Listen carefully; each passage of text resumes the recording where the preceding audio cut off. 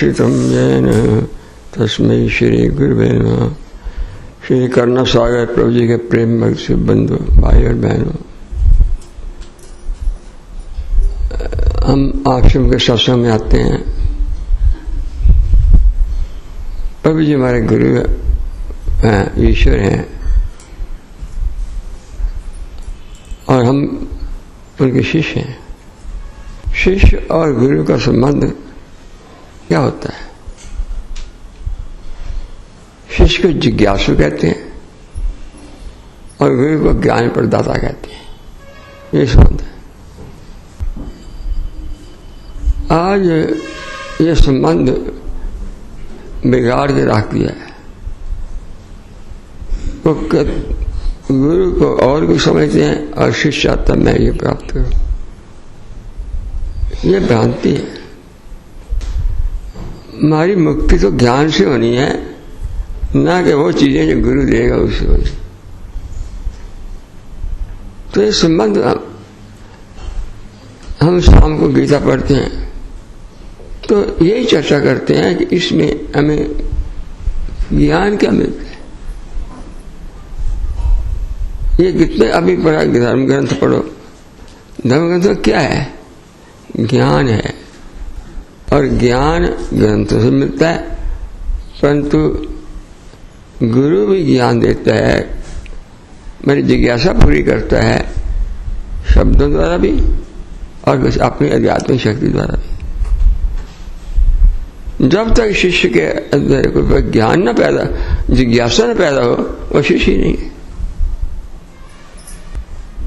और जिज्ञासा तो बचपन से पैदा होती रहती है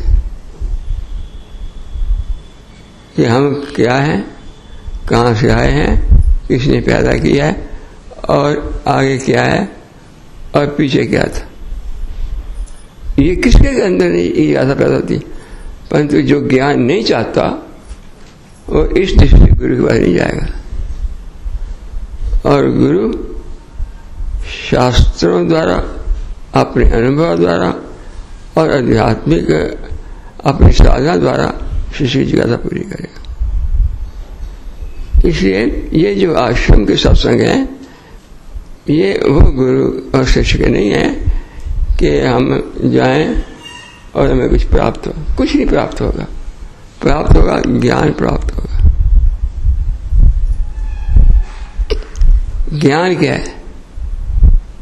वेद शास्त्रों में, वेदों में जो है वो आदि ज्ञान है, और उस ज्ञान की पूर्ति के लिए फिर ऋषि आए, उन्होंने उपनिषद लिखे। प्रश्नोत्तर। उपनिषद क्या होता है? शिष्य और गुरु का प्रश्नोत्तर। जितने से उपनिषद है, ईशावास्यम आदि, वो क्यों है? शिष्य प्रश्न करता है, गुरु उत्तर देता है, और उस विषय क्या है? वही वेदों वाला विषय। तो वेदों में ज्ञान है, लेकिन गुरु की शिक्षा द्वारा के बिना मिलता नहीं है।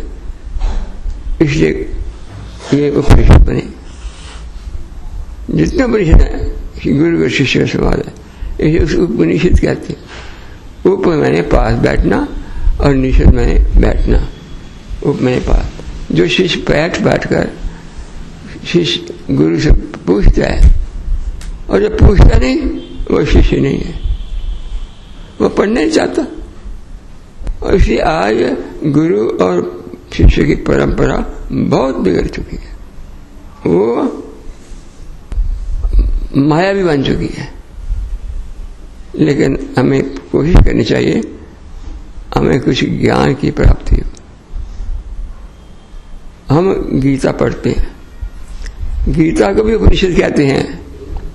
उपनिषद श्री कृष्ण सुवादे, उपनिषद, ये उपनिषद है।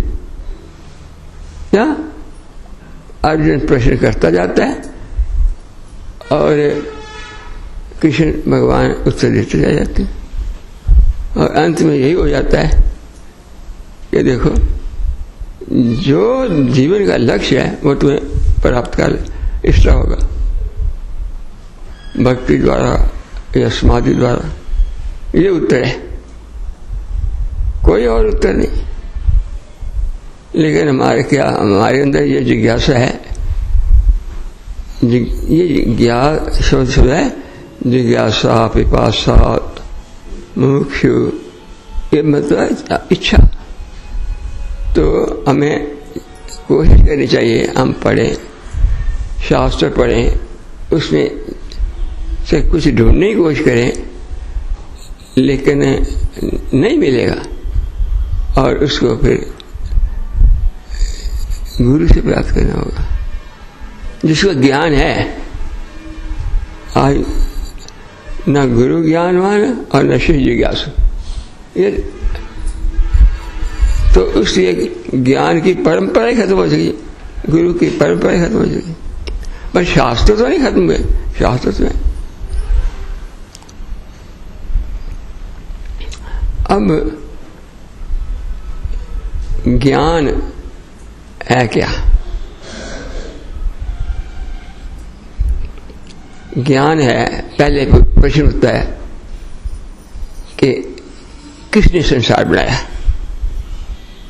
इसका उत्तर होना चाहिए। वह रहता कहाँ है, उसकी शक्ति क्या है, ये उत्तर होना चाहिए इसका।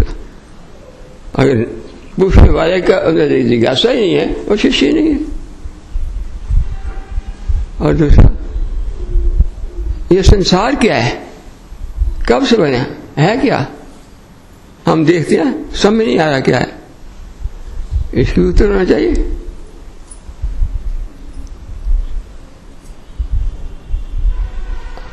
और फिर हम क्या है, आए चले जाएंगे, हैं क्या, इसका भी उत्तर होना चाहिए। और गुरु के पास इन तीनों चीजों का उत्तर नहीं है तो ना वह गुरु है और ना जो पूछता है वो शिष्य भी नहीं है। ऐसे भ्रांति में चला जाएगा। ज्ञान से ही मुक्ति मिलती है ना। अब यही बात अर्जुन को पूछने पर भगवान कृष्ण ने बतलाई। वो श्लोक है गीता का 7वें अध्याय का कि देखो मैं तुम्हें वो ज्ञान देता हूं जो कुछ जिसमें सारी चीजें आती हैं। उन 7वें अध्याय का दूसरा श्लोक है कि मैं इस वक्त तुम्हें वो ज्ञान दे रहा हूं जिसके आगे कोई ज्ञान नहीं है। ज्ञानम तेहम सभी ज्ञानम इदम वक्ष्यामि अशेष। अर्जुन तो पूछता है, तुम्हें शिष्य है तो मैं तुम्हें वो ज्ञान दूंगा जिसमें ईश्वर का भी और सृष्टि का भी जो सबको ज्ञान आ जाएगा। ज्ञानम सभी ज्ञानम। मैं बताऊंगा ज्ञान क्या होता है, विज्ञान क्या होता है। दोनों चीजें। रुपये के दो पहलू होते हैं, पीछा और सीधा। रुपया ही होता, वो ज्ञान ही नहीं है, इसके दो पहलू। तो ज्ञानम ते हम सभी ज्ञानम एकदम वक्ष्यामि अशेषता। पर जो ज्ञान मैं तुम्हें दे रहा हूं, देखो अर्जुन पूछता तो बताता है यद ज्ञात्वा न एम भूया। जिसको जानकर फिर दोबारा तो कोई शक नहीं रहेगा और कोई पूछने बाकी नहीं रहेगी। अन्य ज्ञातम विशेषता।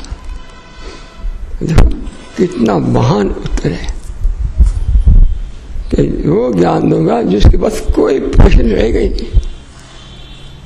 अब मैं उस सारे अध्याय का अब 7वां अध्याय गीता का, उसका नाम है ज्ञान सभी ज्ञान योग, पूरे ज्ञान का।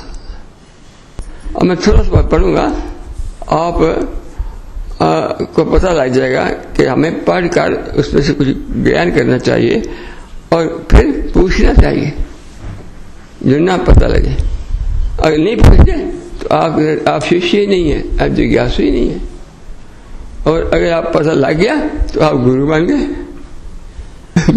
दूसरों को बता सकते पर पढ़ने से नहीं आएगा, ये अनुभव करना पड़ता है। और शिष्य गुरु के पास ही जाता है, गुरु की अनुभूति है, उसकी सहायता करता है। तो ये 2-3 चीजें बीच में आपको जो आएंगी वो बताऊंगा, बाकी आप पढ़ना साथ। इस गीता में जो ये चैप्टर है, ऐसा चैप्टर दुनिया भर की गीता में नहीं मिलेगा। इतना स्पष्ट, इतना सरल, इतना आम फहम। पढ़ना, सारी दुनिया की गीता पढ़ लो, 7वां अध्याय देख लो, ऐसा संस्कृति पढ़ लो, आप समझ नहीं आएगी। अब मैं पढ़ूंगा थोड़ा बहुत, तो मैं यही क्या बताना चाहता हूं कि आप पाठ करें। ये वो ग्रंथ है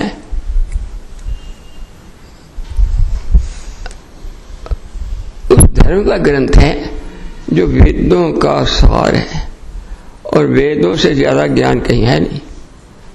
परंतु हमने छोड़ दिया, इसको छोड़ दिया तो वो तो वो हो गया जैसे को बच्चे बाप छोड़ देता बच्चे को, बच्चा क्या होता है, कुछ नहीं होता। इसलिए हमने इन ज्ञान को छोड़ दिया और दुनिया ने भी छोड़ दिया। तो देखिए कुछ दो है, ज्ञान क्या है, दो चार दो पता है क्या बतलाना चाहते हैं। ज्ञान है आत्मा का, जो ज्ञान है वह ज्ञान है मीत, और ज्ञान ईश्वर। आत्मा को जानो कौन है, मैं कौन हूं, पहली चीज है। पहले अपने आप को जानने की जरूरत है, तो ज्ञान यहां शुरू होता है। अब आत्मा अकेली तो जाती, या फिर आत्मा प्रकृति से जाती है। प्रकृति भी उस संग जो है वह विज्ञान लचित चैप्टर ज्ञान विज्ञान।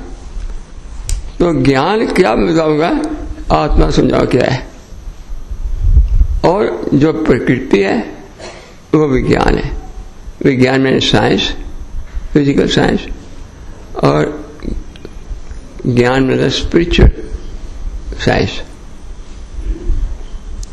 तो इसको और स्पष्ट करते हैं तो कितना सरल है। पूर्ण ज्ञानी जानिए जिसे दोनों का ज्ञान, मैं ज्ञानी है, किस वजह से बड़ा ज्ञानी है, बात करता है आत्मा वो है, निराकार है, भगवान है, बस ज्ञान हो गया। कहते उसको आता ही कुछ नहीं। दोनों का ज्ञान होना चाहिए, प्रकृति का भी आत्मा का भी। पूर्ण ज्ञानी जानिए जिसे दोनों का ज्ञान, वो गुरु होता है जो दोनों की जिज्ञासा पूरी कर सके कि मैं क्या हूं, सृष्टि क्या है और भगवान क्या है, और कब तक है, कैसे है, बनी कैसे है, सब कुछ पता होना चाहिए। ये इस किताब में सब कुछ है, पढ़ते नहीं। अब लेकिन ये संस्कृत में मुश्किल है, लोगों ने ट्रांसलेट किया और भी भ्रांति कर दी, लेकिन इसमें तो साफ है।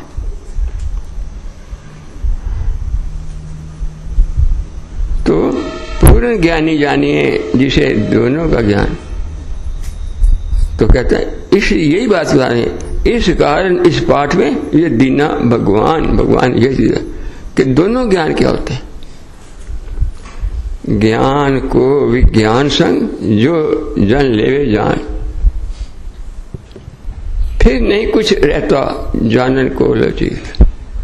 जो इन दोनों चीजें इकट्ठा जान लेता है, ज्ञान और विज्ञान को, जानना बाकी कुछ रहा, सब कुछ हो गया। उसके बाद रहा कुछ, संसार का पता लग गया और अपना पता लग गया, भगवान का पता लग गया, लेकिन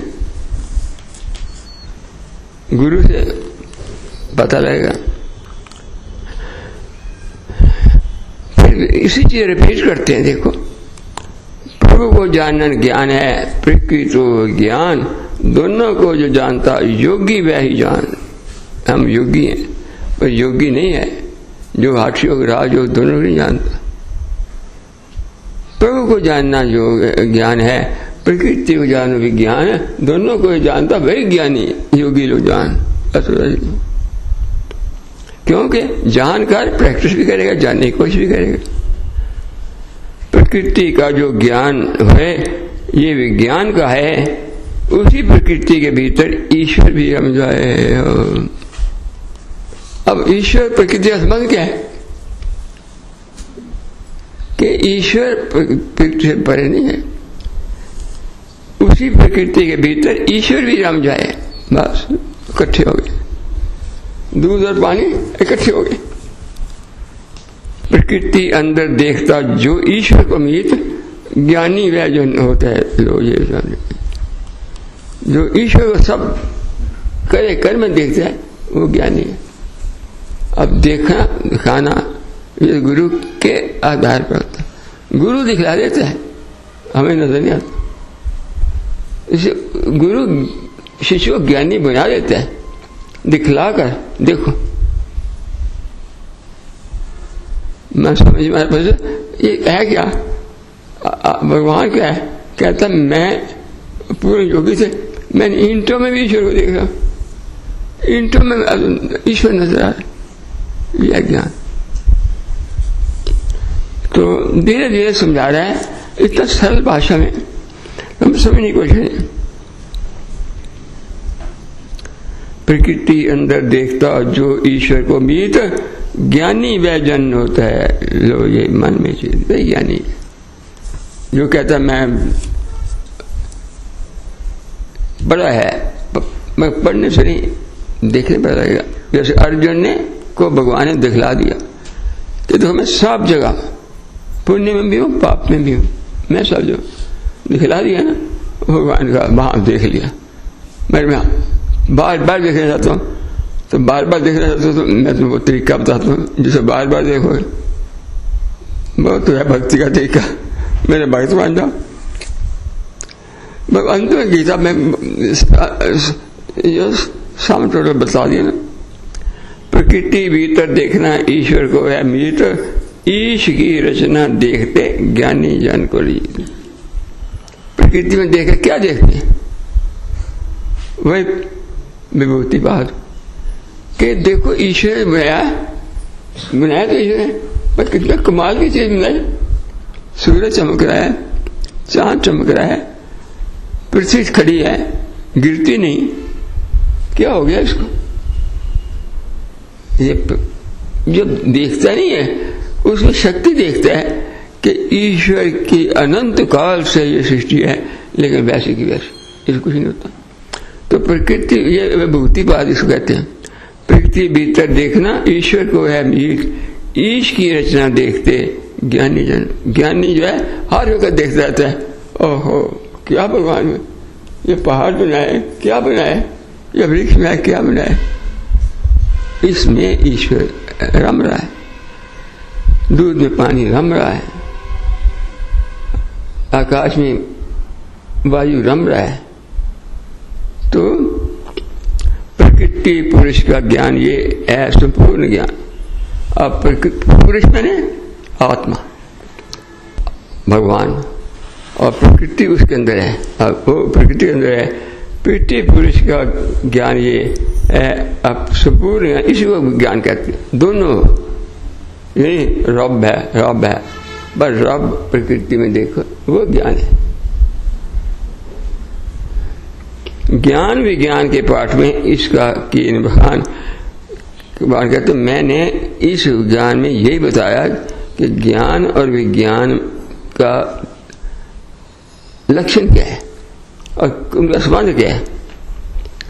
ज्ञान संपूर्ण जानना इस पाठ का लक्ष्य। ये जो दूसरा 7वां अध्याय है इसको पूरी तरह से ज्ञान को समझना इसका लक्ष्य है। इस भाव को समझते जन ज्ञानी रोची वो इस दृष्टि से इसका पाठ करेंगे कि हमने समझना है कि ज्ञान क्या है विज्ञान क्या है। और गुरु के पास बिना गुरु के उपनिषद होता है कोई नहीं, अर्जुन और शिष्य और कृष्ण का संवाद है, जितने उपनिषद हैं शिष्य और गुरुओं का संवाद है। और गुरु के बगैर किताबें पढ़ने से ये अनुभूति नहीं आएगी, समझ आ जाएगी लेकिन अनुभूति नहीं आएगी। विज्ञान बिना ज्ञान अधूरा, बार बार रिपीट करते हैं। ऐसा किसी गीता नहीं है कि बार बार रिपीट करके उसको बैठा दो। ज्ञान बिना ज्ञान, अज्ञान बिना ज्ञान अधूरा, ज्ञान बिना विज्ञान न पूरा। अलग कैसे? ज्ञान के बिना विज्ञान नहीं, विज्ञान विज्ञान विज्ञान नहीं, सब वो दोनों मिलकर रहते हैं। प्रकृति विज्ञान है, ईश्वर ज्ञान है, अलग हो ही नहीं सकते, कैसे होंगे? गीता में ये तथ्य बताया, ज्ञान विज्ञान योग लिख पाया। अब वो क्या है? प्रकृति क्या होती है? प्रकृति का अब करें बखान, उसके तत्व हम अब कहते प्रकृति है, ईश्वर है। तो प्रकृति कैसी? संसार जो बना है वो भी कोई लिमिटेड तत्व है ना। 8 गिनाए, 8 तत्वों से प्रकृति है। प्रकृति तो कहते हैं ना, वो 8 तत्वों की है, उससे सारा संसार बना, उससे सारा प्रकृति बनी, उससे जड़ चेतन सब बना। वो क्या है? वो 2 प्रकार की होती है। जो हम आए तो हम प्रकृति के अंदर आए ना, तो हमारे अंदर एक अपरा प्रकृति है, एक परा प्रकृति है। परा प्रकृति जो हमारी आत्मा जो चक्कर लगाती रहती है, वो परा प्रकृति है, सदा रहती है हमारी। वो उसके बिना अपरा काम नहीं करेगी। तो अपरा प्रकृति के प्रकार बताए, अपरा और परा कहलाए। तो परा जो है वो तो आत्मा है। तो वही पता है अपरा 8 प्रकार की जान, जो अपरा प्रकृति है ना, जिसको मैटर कहते हैं, वो 8 प्रकार का है। उसके वही चीज बनाता है। 5 तत्व है वैसे, अग्नि, जल, भूमि, वायु और आकाश। लेकिन 3 और हैं। एक मन है, मन के बिना नहीं बनेगा, वो भी उसके साथ रहता है। बुद्धि और अहंकार, ये सारा मिलकर गीता में लिखा है, ये अपरा प्रकृति है। परा प्रकृति कौन सा है? जीवात्मा जाना। मिल गए तो हम बन गए जीवात्मा, और आत्मा हम बन गए। तो ईश्वर सबसे ईश्वर क्या है? ईश्वर सबसे ऊपर भाई, जो यह बनाता है। ईश्वर सबसे ऊपर भाई, करता हरता वही का है। उसने बनाना है, उसने नाश करना। अब सारा संसार का विज्ञान और ज्ञान का पता कि क्या है। ईश्वर का अब कहें बखान। अब ईश्वर क्या है? ये तो अपरा प्रकृति परा प्रकृति हो गई, मगर ईश्वर तो अलग चीज है, उसको बता भी नहीं सकते। ईश्वर का अब करें बखान, जिमी गीता में वर्णित दान। ईश्वर कारण जगत का और प्रलय का गान। वही संसार बनाता है, वही प्रलय करता है। सुप्रीम पावर है। ईश्वर के ना कुछ परे योगी ले देगा, उससे परे नथिंग, बस वो फाइनल है, उसके आगे कुछ नहीं। मनिया जिमी परोई हो, सूत्र में मनवीर, ईश्वर तब सब मेरे बीच है, योगी लेता है। योगी देखता है कि ईश्वर के अंदर सब परोए हुए है, जैसे धागा है मनियों के अंदर, ईश्वर सब में है। जो भी जिस से गुण है ईश्वर से ही मिलता है। अग्नि में मैं तेज हूँ, सूर्य में प्रकाश हूँ, जो भी कुछ है वो बिना ईश्वर के नहीं है। ये जो परा अपरा प्रकृति है, ईश्वर के बिना ये ना पैदा हो सकती है ना ही नाश हो सकती है। इसे सब में है। अब देखो तीन चीजें इकट्ठी हो गई ना, परा अपरा और ईश्वर, ये सृष्टि है। ईश्वर बिन गुणहीन सब योगी लेता जान, तीन गुणों से मोहित हो सके भगवान। अब गुरु कहता मैं तो पता लगता, आप ये कह रहे हैं मुझे समझ नहीं आ रही, तो इसका इलाज भी है, कारण भी है। कारण यह है कि ये प्रकृति जो है ना, प्रकृति अंधेरा है, तीन गुण उसमें है, त्रिगुणात्मक प्रकृति, वो तीन गुण है ना जो वो बस भ्रांति डालते हैं। अगर समझना है मेरा उपदेश तो तीन गुणों से निकलना पड़ेगा। पहले लाइट जगानी पड़ेगी, तब दिखाई देगा। लाइट तो जगाते नहीं, और कहते हैं समझ नहीं आती, दिखलाई देता। तो इसलिए कहते हैं कि तीन गुणों से मोहित हो सके न जग पहचान, संसार नहीं पहचान सकता ये जो ज्ञान दिया है प्रकृति और पुरुष का। परम समर्थ भगवान को योगी लेता जा पहचान, और योगी पहचान ले सकता है कि भगवान कोई चीज है, तीन गुणों से परे है, त्रिगुणात्मक परे है, लेकिन उसको योगी पहचानता है। इसलिए योग जो है, योग बीच में आता है। मन को एकाग्र करना, मन के अंधकार को दूर करना। परमात्मा ही ब्रह्म है, अखंड मंडलाकार, उसको ब्रह्म भी कहते हैं। वो परमात्मा को, ब्रह्म को, ईश्वर को, कर्ता को, कुछ भी कहो, उसको जो पहचानता योगी में सुधार। अब योग भविष्य पर योग क्या है? ज्ञान प्राप्त करना। जितने शास्त्र हैं योग के हैं। अब हम योग कर रहे हैं तो ठीक है, लेकिन जो इस ज्ञान को प्राप्त करना जो है वो योग की पराकाष्ठ है।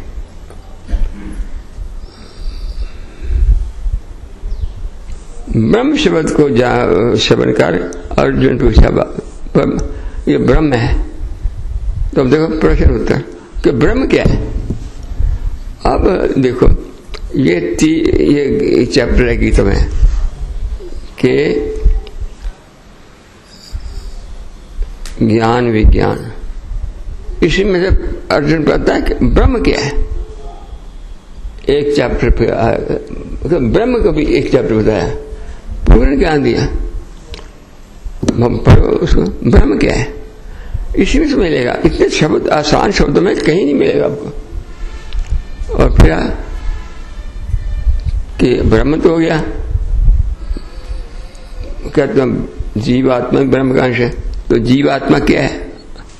वो पुरुषोत्तम योग, उसको चैप्टर है। ब्रह्म क्या है, पुरुषोत्तम क्या है, वो अलग अलग चैप्टर बताया। ये है उपनिषद। इस उपनिषद को पढ़ने पर हमें पता लगता है कि हम इसको छोड़े नहीं। ऐसा स्पष्ट ज्ञान कहीं नहीं मिलेगा। तो एक है ना, हम इसको देखते नहीं। तो हमारा फर्ज क्या है? हमारा फर्ज है कि स्वाध्याय करना। योग का पहले फर्ज तो संतोष, स्वाध्याय, ईश्वर प्रधान।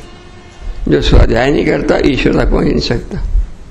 तो मैंने आज आपको थोड़े शब्द बताया कि तो कोई चैप्टर पढ़ लो, उसमें हमें वो उपनिषद है जो अर्जुन कृष्ण अर्जुन का सवाल है, और उसमें सोचने की मौका मिलेगा। लेकिन वही सोचेगा, वही जीता पड़ेगा जो जिज्ञासु है। आज का शिष्य ना कोई शिष्य है ना कोई गुरु है हमारे समाज के अंदर। कोई भी नहीं जाता मुझे ज्ञान प्राप्त हो, ये दुनिया प्राप्त हो जाए। और गुरु भी कहते हैं मेरे पास शक्ति है मैं तुम्हें दे दूंगा। यही बात में ज्ञान है। ज्ञान की बात तो गुरु करते कोई। और ज्ञान का आधार ये होता है, जैसे एक मिस्त्री के पास सब कुछ ज्ञान है लेकिन उसको हथियार भी होते हैं। ये गुरु के शस्त्र हैं जिनके आधार पर ज्ञान देता है। और तुम इसमें से तुम पदों को पूछो तो हम देखते हैं कि हम शाम को रोज गीता पढ़ते हैं, पढ़कर प्रश्न पैदा होते हैं और उसके उत्तर फिर ढूंढते हैं क्या है। तो तभी तो ज्ञान बढ़ेगा ना। जब ना प्रश्न है ना उत्तर है ना ग्रंथ है तो फिर अज्ञानी रह गए। अज्ञानी को तो आगे बहुत कहाँ जाएगा जहाँ ऐसे लोग जाते हैं, आगे नहीं उन्नति करेगा। तो हमें आज का उपदेश है कि प्रभु हमें